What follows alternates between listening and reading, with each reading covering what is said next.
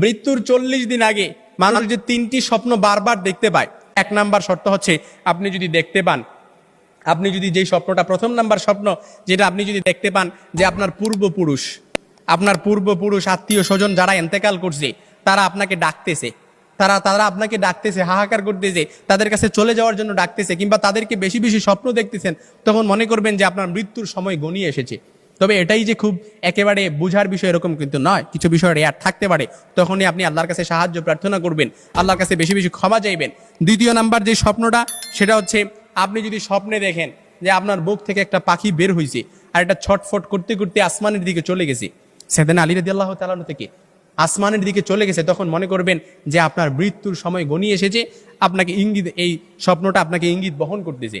3 number যে স্বপ্নটা দেখবেন সেটা হচ্ছে আপনি যদি দেখেন ঘুমের মধ্যে আপনি এক দেশ থেকে অন্য দেশে দেশান্তরিত হচ্ছেন, এই স্বপ্নটা আপনি বারবার দেখতেছেন, এরকম